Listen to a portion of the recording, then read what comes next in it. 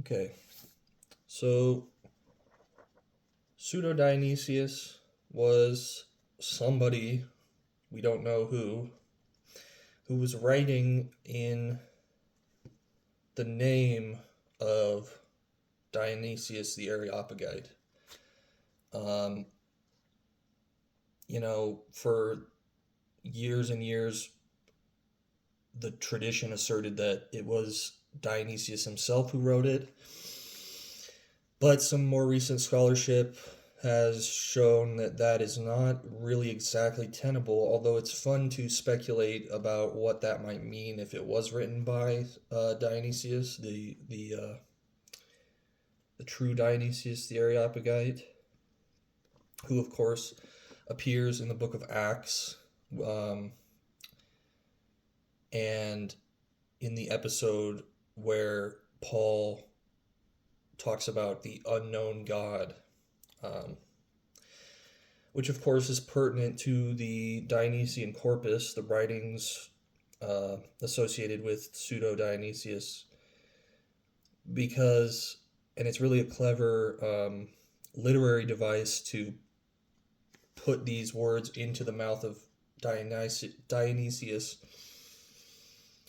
because that is essentially the theme of the entire work, is apophatic theology, or um, you know expounding how God is, how God is, and in what way he is unknowable truly.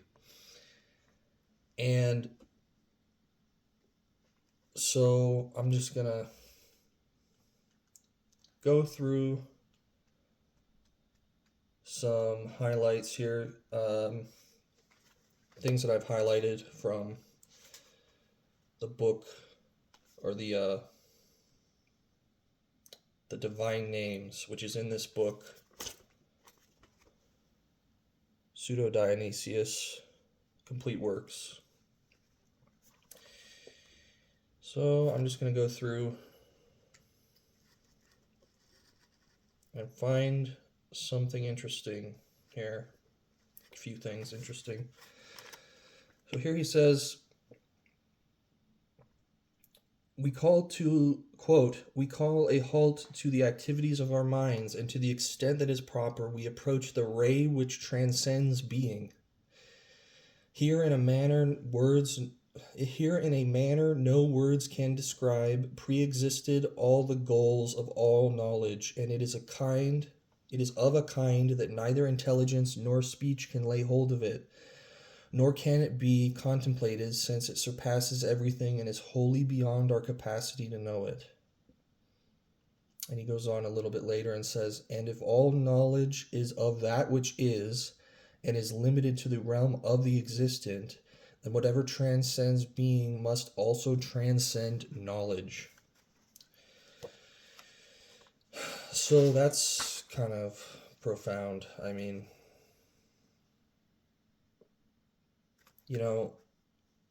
we have this sense that God is this general kind of colloquial or whatever sense, common sense, that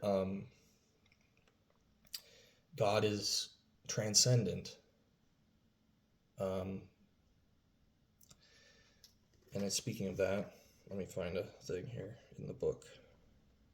But we have this sense that he's transcendent, he's invisible, incorporeal, etc., etc. And everybody kind of should know that, or have some sense in which that is the case. But to really think through all of the implications of this is kind of what his project is. Here he says, so this is another thing I want to make a point about, is that transcendence is a term that's so often used in a way that simply implies, or I don't know, is used in the way that God is utterly other than the world. And that's correct. That is correct, because God is not any created, individual entity. God is not an entity at all, so to speak, or to properly speak. But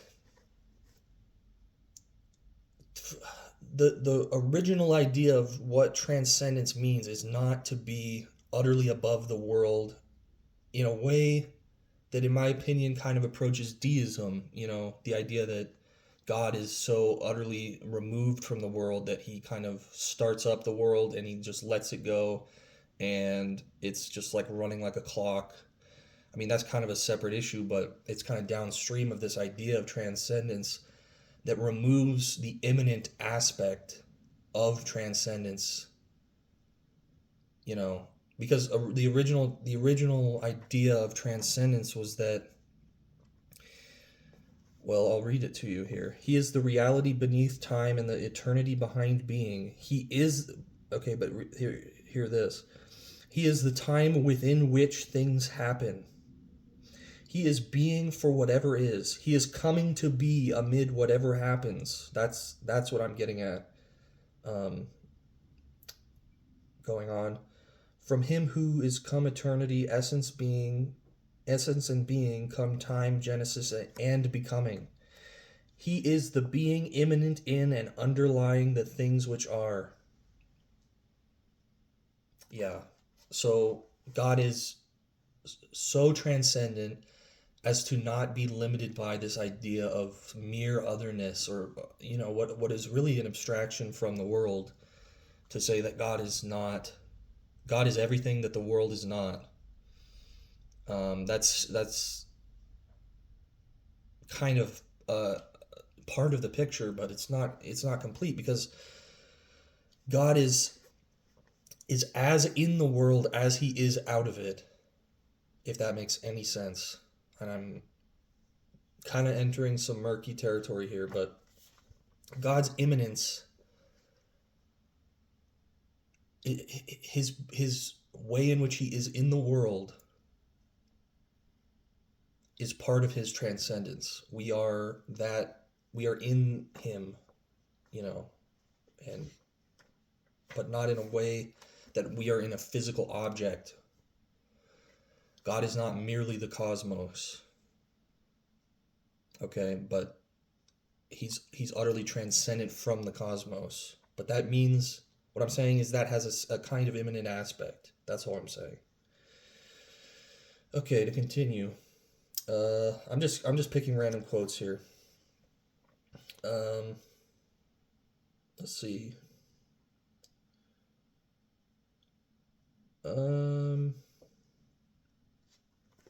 Give me a minute. Didn't have this all mapped out. I just kind of am winging it here. So here's something interesting. He says, he is nothing. He is no thing. That's just that is literally in here, the quote. He is no thing. I thought that was interesting, because when we think about nothing, we think something that's an emptiness, a vacuum, something that is deficient. That's a better way to put it. But God is not deficient in anything. He is so full of being that he overflows with being, and imparts it to the cosmos and to intelligent beings, like us, or like angels.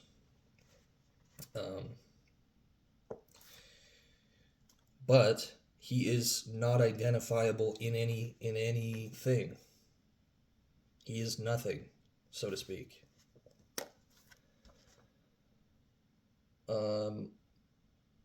He is present to all, and he is everywhere, according to one and the same in the totality of everything. He proceeds to everything while yet remaining within himself. So you can see here, he's transcending in the same way motion and stability or rest.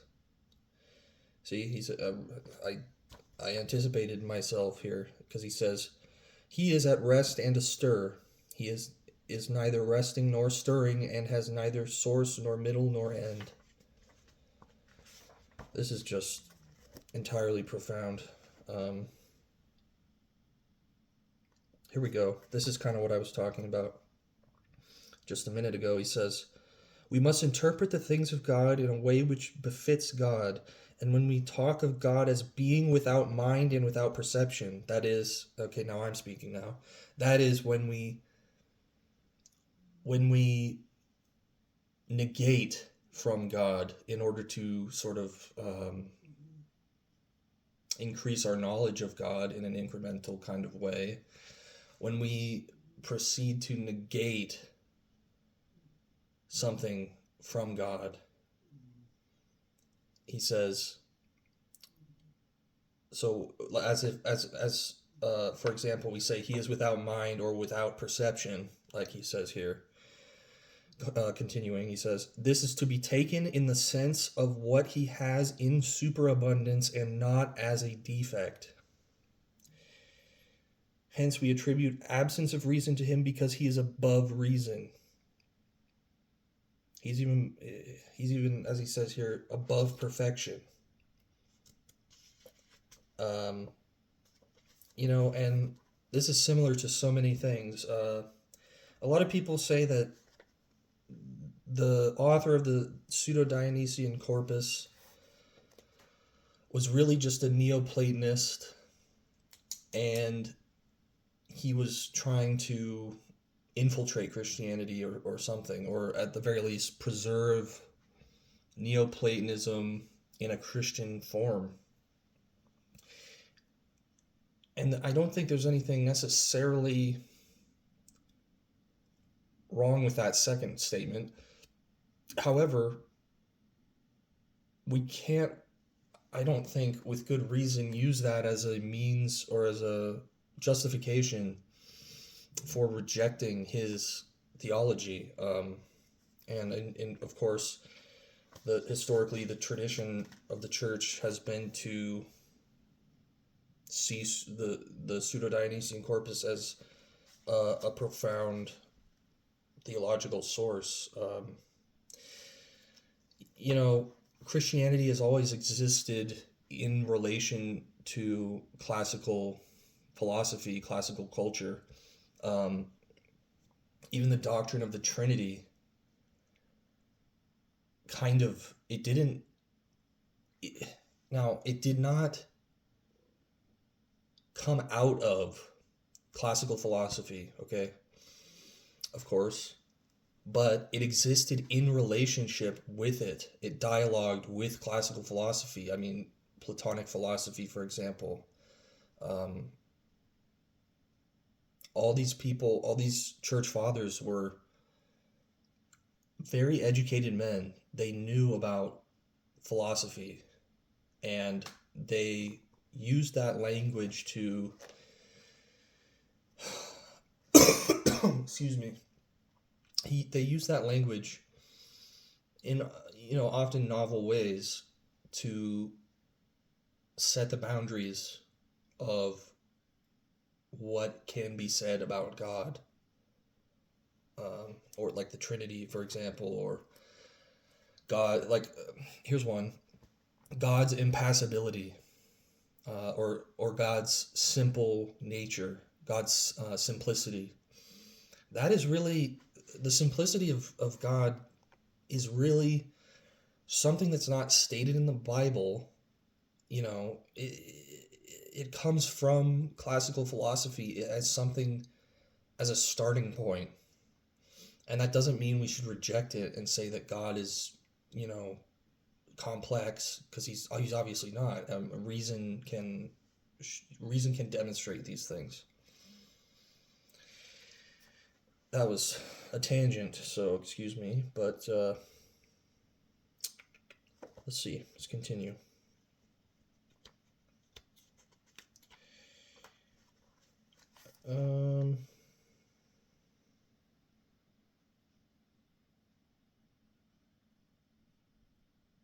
So here he talks a little bit about how we know God. Here we go. Quote, "It might be more accurate to say that we cannot know God in his nature, since it is unknowable and is beyond the reach of mind or of reason. But we know him from the arrangement of everything, because everything is, in a sense, projected out of him, and this order possesses certain images and semblances of his divine paradigms. We therefore approach that which is beyond all as far as our capacities allow us, and we pass by way of the denial and the transcendence of all things, and by way of the cause of all things. God is therefore known in all things and as distinct from all things." That is a crucial point right there. God is therefore known in all things, mainly as the cause of all things, and yet he is none of the things. He is no individual thing. So God, again, is transcending immanence and this simple abstraction, this simple transcendence. God is truly transcendent. He is essentially as present as he is absent in things, because he is utterly beyond them. Here we go. He is all things in all things, and he is no thing among things. That is just, this book blows me away. I mean, it really does. I return to it, and every time it's like completely mind-blowing. Continuing on. Again, we're still in the divine names, which is the first writing here, the first work of this book. I've got more stuff though. Here we go. So here he's talking about perfect peace, which is God. It's a name of God. Perfect peace ranges totally through all things with the simple, undiluted presence of its unifying power. It unites all things, joining the farthest frontiers with what is in between, binding all with the one homogeneous yoke. It grants the enjoyment of its presence to the outermost reaches of the universe. It grants unity, identity, union, communion, and mutual attraction to things, thereby ensuring their kinship. For the divine peace is indivisible and is revealing all in a single act, and it permeates the whole world without ever departing from its own identity. It goes out to all things. It gives of itself to all things in the way they can receive it, and it overflows in a surplus of its peaceful fecundity. And yet, because it is transcendently one, it remains in its own complete and utter unity. Wow. So, what sticks out to me there is the line here where he says, it grants unity, identity, union, communion, and mutual attraction to things. Of course, I'm kind of reminded of the Trinity, that the Trinity has seemingly, I think, all these things, that it has unity, identity, union, communion, and yet it is distinct within itself, amongst itself. Continuing on. He's got a great section or segment in here about evil.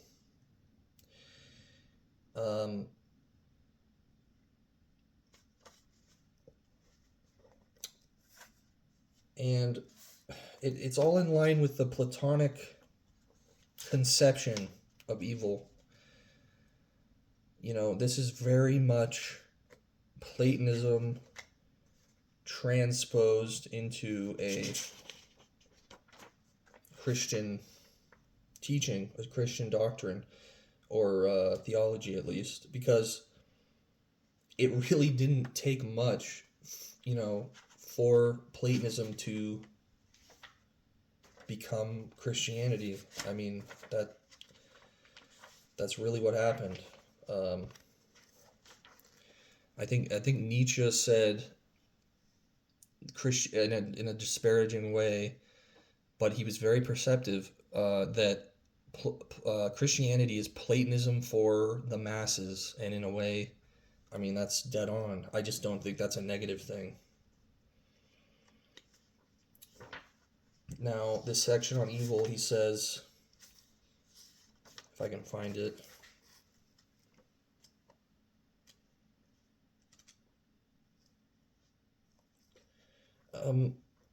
I think this section was highly influential.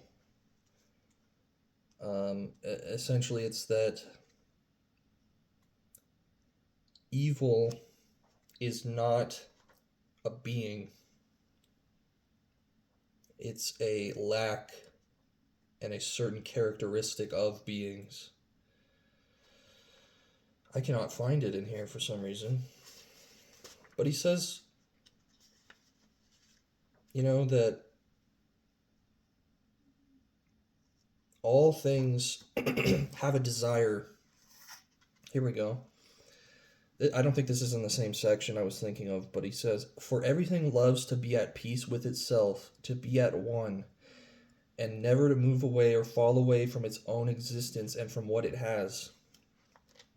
I think that's beautiful, and it speaks to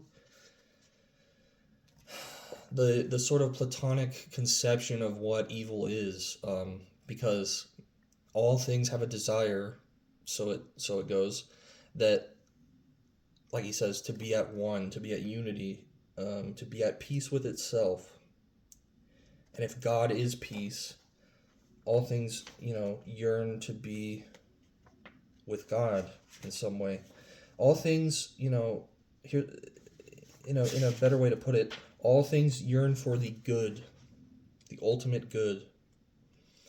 Because even when something is evil, somebody wills something evil, it is only because that person ultimately has an echo of the good in their soul. They think that evil, they have confused evil with good, with the good, with their ultimate end.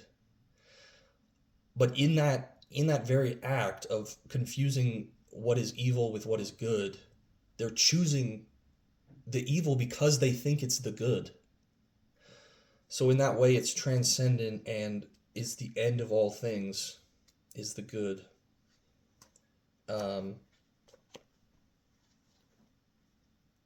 So even evil things are, in a way, well, and he goes on to say, I'm just paraphrasing now,